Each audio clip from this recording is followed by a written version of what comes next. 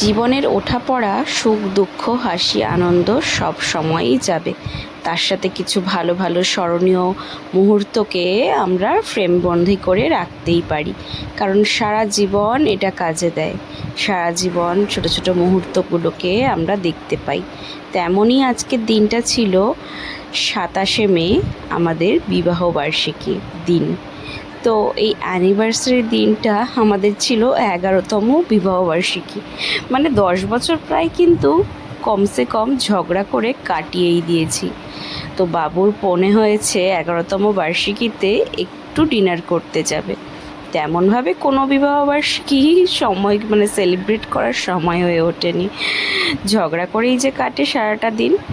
চলে গিয়েছিলাম রাত্রিবেলা দাদা বৌদির হোটেলে, মানে যেটা ওই মানে যেটা মেন দাদা বৌদির যেটা হোটেল, সেখানে সেইটাতেই আমরা ফার্স্ট ফ্লোরে এক সময় খাওয়া দাওয়া করেছিলাম, আর এটা ছিল সেকেন্ড ফ্লোর। তোমরা দেখতে পেলে লিফটে করে পৌঁছে গেলাম সেকেন্ড ফ্লোরে।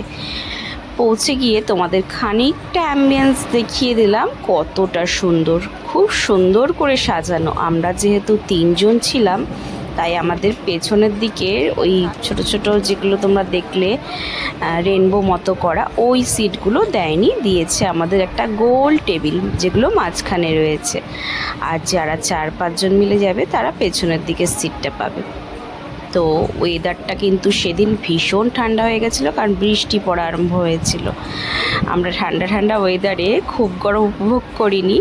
তো তার সাথে সাথে ওখানে গিয়ে একটু ছবি টবি তুলে নিলাম, সমস্ত কিছু অ্যাম্বিয়েন্সটা ঘুরে দেখিয়ে দিলাম।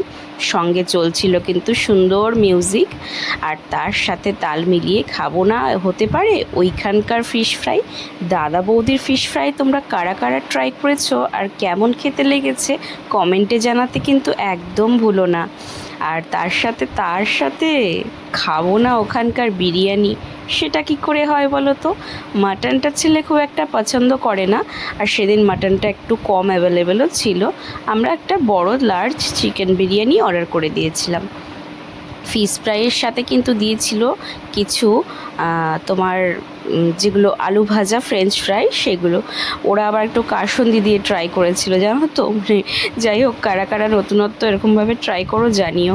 বিরিয়ানিটা খেতে কিন্তু মোটামুটি ছিল। আমি জানি না দাদা বৌদির বিরিয়ানির কোয়ালিটি এখন একটু না চেঞ্জ করেছে। কারা আমার মতো একই মত আছো বলো তো? আমার কিন্তু খেয়ে খুব একটা তৃপ্তি হয়নি। ফিশ ফ্রাইটা মোটামুটি লেগেছে, তবে আগে যেন বিরিয়ানি ফিশ ফ্রাইটা বেশি ভালো লেগেছিল। তার সাথে দুটো সফট ড্রিঙ্কস অর্ডার করেছিলাম, আর আমরা অরেঞ্জ নিয়েছিলাম, অরেঞ্জটা বেশ ভালো ছিল, আর সোডাটাও বেশ ভালো ছিল নর্মালটা। তার সাথে সামান্য কিছু ছবি স্মৃতি হয়ে রইল। কেমন লাগলো আমার ভিডিওটা অবশ্যই জানিও।